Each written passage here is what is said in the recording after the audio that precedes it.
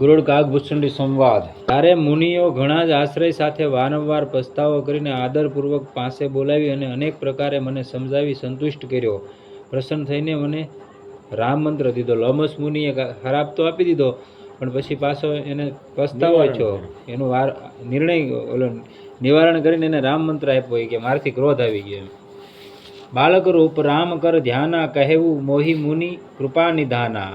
સુંદર સુખદ મોહી અતિ ભાવા, સૌ પ્રથમ હી મેં તુમ હી સુનાવા. કૃપા નિધાન મુનિએ મને બાળ સ્વરૂપ રામચંદ્રજીનું ધ્યાન કેવી રીતે કરવું તે વિધિ સહિત પ્રેમપૂર્વક બતાવ્યું. તે સુંદર સુખ આપવાવાળું ધ્યાન મને બહુ જ સારું લાગ્યું. તે હું આપને પહેલાં સંભળાવી ચૂક્યો છું.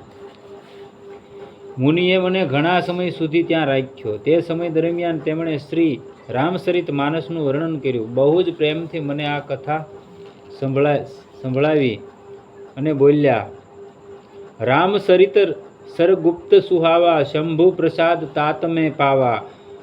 તોહી નિજ ભગત રામ કર જાની, તાતે મેં સબ કહેવું બખાની. હે તાત, આ ગૂઢ અને સુંદર શ્રી રામચરિત માનસ મેં શિવજીની કૃપાથી મેળવ્યું હતું. મેં તને શ્રી રામજીનો પરમ ભક્ત જાણ્યો, તેથી મેં સર્વ ચરિત્ર તમને પ્રેમથી સંભળાવ્યું. આવું ગરુડજીને કાગભૂષણજી કહે છે. રામ ભગતિ જિન્હે કે ઉર નાહી, કબહુ ન તાત કહીએ તિન્હી પાહી. મુનિ મોહી વિવિધ ભાતિ સમુજાવા, મેં સપ્રેમ સુની પદ શિરુ નાવા. જે ભગવાનનો ભક્ત ન હોય એની આગળ આ વાત ન કરાય એમ. હે તાત, જેના હૃદયમાં શ્રી રામચંદ્રજીની ભક્તિ ન હોય તેની સમક્ષ આ કથા ક્યારેય ન કહેવી જોઈએ. લોમસ મુનિએ એમ મને સારી રીતે સમજાવ્યું. ત્યારે મેં ઘણા જ પ્રેમપૂર્વક મુનિના શરણોમાં શીશ નમાવ્યું. મુનીશ્વરે પોતાના કરકમળથી મારા શિર પર સ્પર્શ કરી પ્રસન્નતાપૂર્વક આશીર્વાદ આપ્યો કે મારી કૃપા પ્રસાદીથી તારા હૃદયમાં અટલ રામ ભક્તિ નારાયણ વધશે. હરે હરે. સદા રામ પ્રિય હોહુ તુમ શુભ ગુણ ભવન અમાન, કામ રૂપ ઈચ્છા મરણ જ્ઞાન વિરાગ નિધાન. તું સદૈવ શ્રી રામચંદ્રજીને પ્રિય, ઉત્તમ ગુણનું સ્થાન, અહંકાર રહિત, કલ્યાણ રૂપ, માન રહિત, ઈચ્છા પ્રમાણે રૂપ ધારણ કરનાર, તારી ઈચ્છા પ્રમાણે દેહ છોડનાર અને જ્ઞાન તથા વૈરાગ્યનો ભંડાર થા. આવું લોમસ મુનિએ વસન વરદાન આપ્યું. એટલું જ નહીં, પણ તું જે આશ્રમમાંથી શ્રી ભગવાનનું સ્મરણ કરતો વસીશ ત્યાં એક યોજન સુધી મોહમાયા વ્યાપશે નહીં. જે આશ્રમમાં રહેતા ને એક યોજન એટલે 3 ગાવ થાય. એ 3 ગાવમાં મોહમાયા વ્યાપે નહીં. લોમસ મુનિને એવું વસન હતું એના ગુરુનું. આ ગરુડજીને ત્યાં સમજાઈ ગયું હતું ને, ન્યાય ગયા હતા સમાધાન થઈ ગયું હતું ને. પણ જો અહીંયા કાગભૂષણજી વક્તા છે ને સામે ગરુડજી શ્રોતા છે. ગરુડજી એટલે ભગવાનનું વાહન છે. અને આ કાગડો તો કે જે પક્ષીની જાતિમાં એ શુદ્ર કોટીમાં હાવ નીચમાં નીચ કોટી કહેવાય. કાગડો એટલે હલકી કોટીમાં આવે, અને ગરુડજી છે તો બ્રાહ્મણોથી શ્રેષ્ઠ કહેવાય એની કોટીમાં, જે કહેવાય એ કોટીમાં. પણ છતાંય તે જાવું કોની પાસે પડ્યું? એની પાસે જવું પડ્યું ને. જેની પાસે ભક્તિ રૂપી અમૃત છે એની પાસે જ જવું પડે અને ત્યાંથી જ ગ્રહણ કરવું પડે. આપણે એમને વાંચી લઈએ, સાંભળી લઈએ, કોઈ વાત કરી જાય. કાળ કર્મ ગુણ દોષ સ્વભાવ આદિથી ઉત્પન્ન થતા દુઃખો ક્યારે તને નહીં થાય. શ્રી રામચંદ્રજીની ગુપ્ત અને પ્રગટ થયેલી કથાઓ જે ઇતિહાસ અને પુરાણોએ ગાય છે. જો ઈચ્છા કરી હું મનમાહી, હરિપ્રસાદ કશું દુર્લભ નાહી. તે સર્વ ખૂબ જ સરળતાથી સમજી જાણી શકીશ. શ્રી રઘુનાથજીના શરણોમાં તારો નિત્ય નવીન પ્રેમ થશે અને તું જે કામના ઈચ્છા કરીશ તે શ્રી રામ કૃપાથી પાર પડશે. આવું વરદાન આપ્યું. સુની મુનિ આશીષ સુનુ મતિ ધીરા, બ્રહ્મગીરા ભય ગગન ગંભીરા. એવમસ્તુ તવ ભવ બસ મુનિ જ્ઞાની, યહ મમ ભગત કર્મ મમ બાની. હે ધીર બુદ્ધિવાળા પક્ષીરાજ, સાંભળો. લોમસ મુનિનો આશીર્વાદ સાંભળીને ગગનમાં ગંભીર બ્રહ્મવાણી થઈ. હે જ્ઞાની, તમારું વસન એવમસ્તુ એમ જ થાવો. આ મન વસન અને કર્મથી તારો આ મારો ભક્ત છે. આકાશવાણી સાંભળી મને અત્યંત હર્ષ થયો, હું પ્રેમ વિભોર બન્યો. હવે મારો સર્વ સંદેહ મટી ગયો હતો. પછી મુનિને નમ્ર વિનંતી કરી તેમની આજ્ઞા લઈ તેમના ચરણ કમળોમાં વારંવાર શિર નમાવી હું ઉત્સાહપૂર્વક આ આશ્રમમાં આવ્યો. પરમ કૃપાળુ ભગવાન શ્રી રઘુનાથજીની દયાથી મેં દુર્લભ એવું વરદાન પ્રાપ્ત કર્યું. હે ગરુડજી, 27 કલ્પોથી હું અહીંયા રહું છું. હું અહીં રહી નિરંતર શ્રી રામચંદ્રજીના ગુણગાન કરું છું અને ચતુર પક્ષીઓ અહીં આવી પ્રેમપૂર્વક શ્રવણ કરે છે.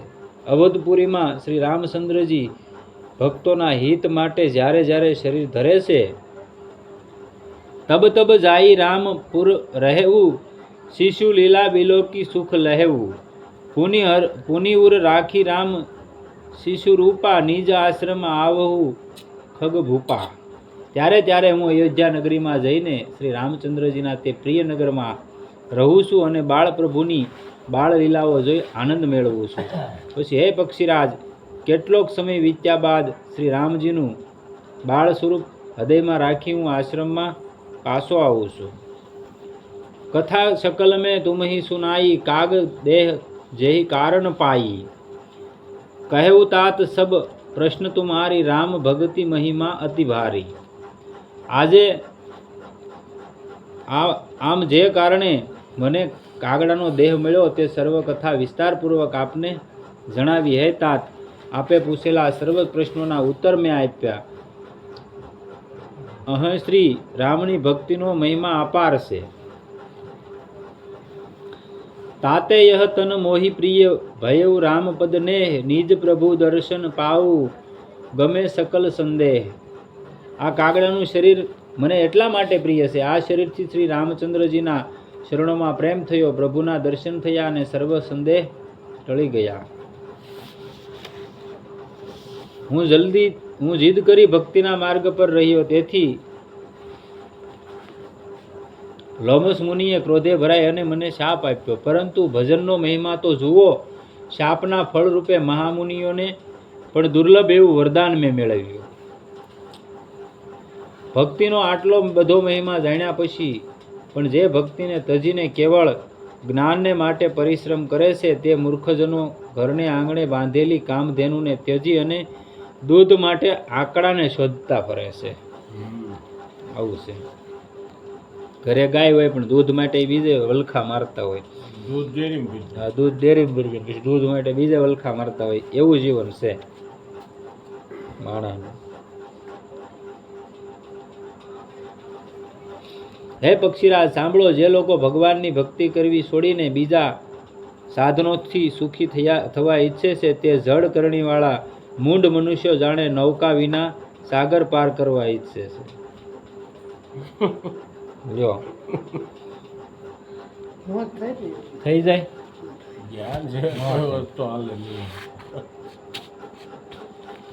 સાધનને લાગુ ન પડે.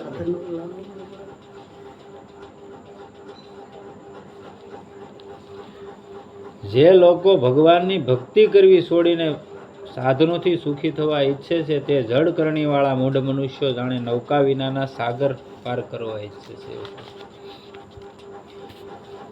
સુનું ભૂષુંડી કે બસન ભવાની, બોલે ગરુડ હર્ષિ મૃદુબાની.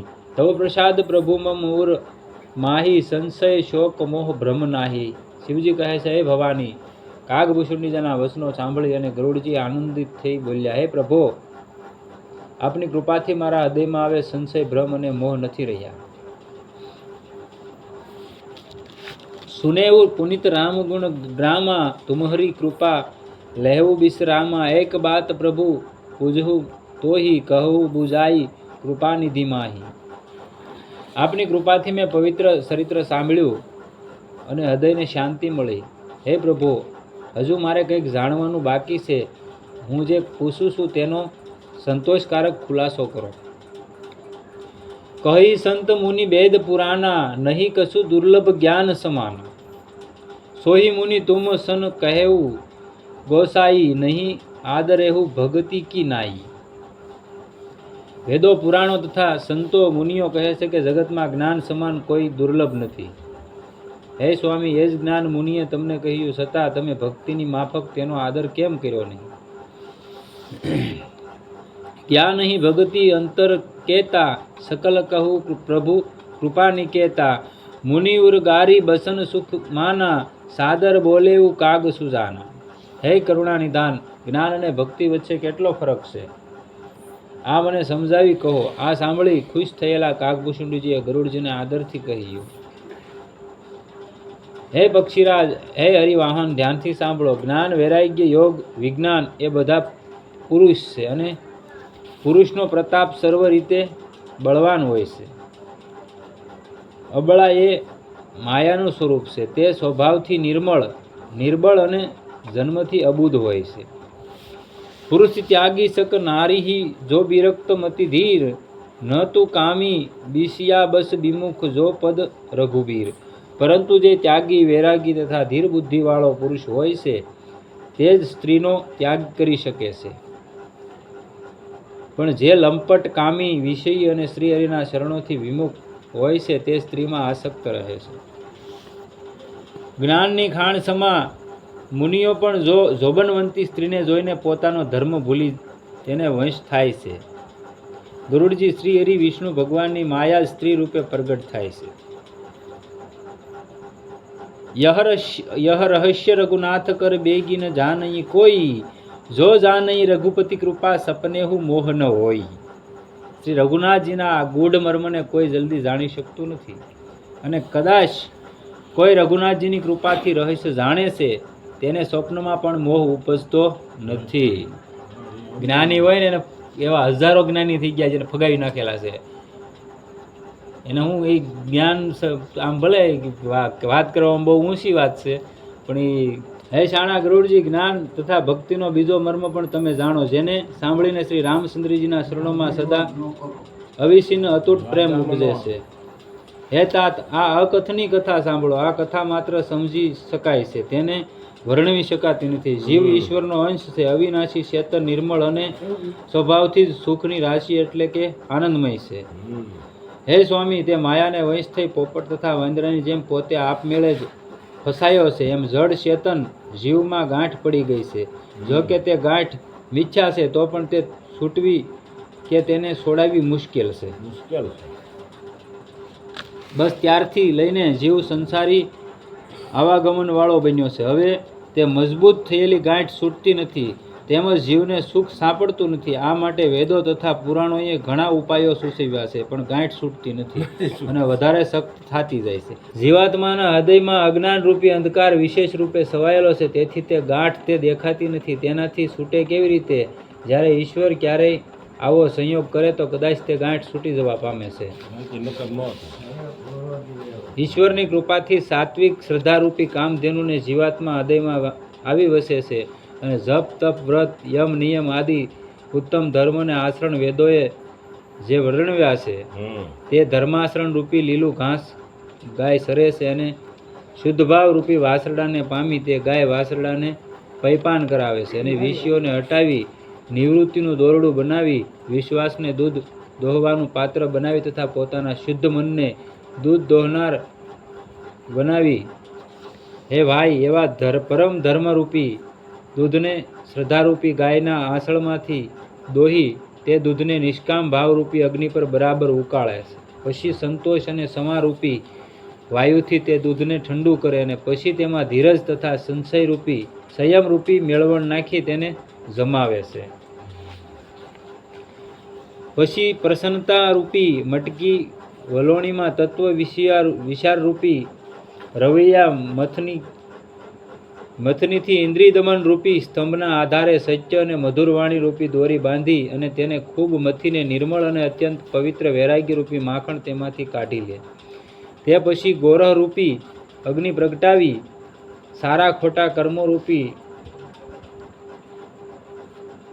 યોગ રૂપી અગ્નિ પ્રગટાવી સારા ખોટા કર્મો રૂપી કાષ્ઠ નાખી તેને બાળી જ્યારે મમતા રૂપી મેળ બળી જાય ત્યારે બસેલા શુદ્ધ જ્ઞાન રૂપી ઘીને બુદ્ધિથી ઠંડુ કરે છે. ત્યારે વિજ્ઞાનનું નિરૂપણ કરવાવાળી બુદ્ધિરૂપી શુદ્ધ ઘીને લઈ ચિત્તરૂપી દીપક કોડિયામાં ઘી ભરીને સમદૃષ્ટિરૂપી સમતાની દિવેટ બનાવી તેના પર ધરી તેને સ્થિર રાખે છે. પછી ત્રણેય અવસ્થા જાગ્રત, સ્વપ્ન અને સુષુપ્તિ ત્રણેય ગુણ સત્વ, રજ અને તમ રૂપી કપાસથી તુરિયા અવસ્થા રૂપી રૂને કાઢીને સંભાળપૂર્વક સરખી ને મજબૂત દિવેટ બનાવે છે. એ રીતે તે જ પુંજ વિજ્ઞાનમય દીપકને પ્રગટાવે, જેની પાસે જવાથી મદ, મોહ, મમતા રૂપી સર્વ પતંગિયા બળીને ભસ્મ થઈ જાય. સોહમસ્તિ તે બ્રહ્મ હું છું. આ જે અખંડ વિચાર વૃત્તિ છે તે જ આ આનંદ દીપક, જ્ઞાન દીપકની પ્રચંડ દીપશિખા છે. જ્યારે આત્માના અનુભવના સુખનો સુંદર પ્રકાશ ફેલાય છે ત્યારે સંસારના કારણરૂપ ભેદ અને ભ્રમનો નાશ થઈ જાય છે અને મહાબળવાન અવિદ્યાનો પરિવાર, મોહ આદિનો ઘોર અંધકાર દૂર થઈ જાય છે. ત્યારે તે વિજ્ઞાનને નિરૂપણ કરવાવાળી બુદ્ધિ પ્રકાશ પામવાને હૃદય રૂપી ઘરમાં બેસી પેલી જડ ચેતનની મજબૂત ગાંઠ છોડવા માંડે છે. જો બુદ્ધિ તે ગાંઠને છોડી શકે તો આ જીવ ધન્ય બની જાય છે. હે પક્ષીરાજ, ગાંઠ ખોલવામાં આવે છે એવું જાણીને માયા વંશમાં વિઘ્નો નાખે છે. હે ભાઈ, તે જાત જાતની રિદ્ધિ સિદ્ધિઓને મોકલે છે અને જે આવીને લલસાવે છે. દાવ પેશ અને સળ કપટ કરીને દીપકને પહોંચીને વસ્ત્રના આંચળથી તેને બુઝાવી દે છે. પરંતુ બુદ્ધિ ચતુર સાવધ હોય તો તેને દુશ્મન જાણીને તેની સામે જોતી નથી. જો વિઘ્નોમાં બુદ્ધિ ન ફસાય તો પછી દેવતાઓ વિઘ્ન કરે. ઇન્દ્રિયોના દ્વારે અનેક ઝરૂખા છે. પ્રત્યેક દ્વાર પર દેવતાઓ અડીંગો જમાવીને બેસે છે. જ્યારે તેઓ વિષયરૂપી વાયુને આવતો જુએ છે ત્યારે નરક કમાડ ખોલી નાખે છે. તરત કમાડ ખોલી નાખે છે અને જેના વિષયરૂપી વાયુ હૃદયરૂપી ઘરમાં દાખલ થાય છે તેવો જ વિજ્ઞાનરૂપી દીપક બુઝાવી નાખે છે અને આથી ગાંઠ પણ ન છૂટી, અંજવાળું પણ મટી ગયું નહીં. વિષયરૂપી વાયુથી બુદ્ધિ વ્યાકુળ બની ગઈ અને ગભરાઈ ગઈ. ઇન્દ્રિયો અને દેવતાઓને જ્ઞાન નથી ગમતું, કારણ કે એમની પ્રીતિ નિરંતર વિષયભોગ પર રહે છે. જ્યારે વિષયરૂપા પર્વને બુદ્ધિને વ્યાકુળ કરી જ્ઞાન દીપકને બુઝાવી દીધો તો પછી એ વિધિથી ફરી જ્ઞાન દીપકને કોણ પ્રગટાવે? આમ જ્ઞાન દીપક બુઝાઈ જવાથી જીવ અસંખ્ય પ્રકારના સંસારમાં કલેશોમાં પડી જાય છે. હે પક્ષીરાજ, શ્રીહરિની માયારૂપી નદી અત્યંત કઠિન છે. તે દુષ્કર માયાને સહેલાઈથી તરી શકાતી નથી. જ્ઞાનને કહેવું તે અને સમજવું કઠિન છે. તેને સાધવું તો અત્યંત કઠિન છે. ક્યારેક અણધાર્યું જ્ઞાન થઈ જાય તો તેને સાચવવું મુશ્કેલ છે. હે ગરુડજી, સેવક સેવ્ય ભાવ વિના સંસાર સાગર તરી શકાતો નથી. એ સિદ્ધાંત ધ્યાનમાં રાખીને રામચંદ્રજીના શરણ કમળોને ભાવથી ભજો. સદગુરુદેવ કી જય. સીતારામ રામ રામ સીતારામ રામ રામ સીતારામ રામ રામ સીતારામ રામ રામ સીતારામ રામ રામ સીતારામ રામ.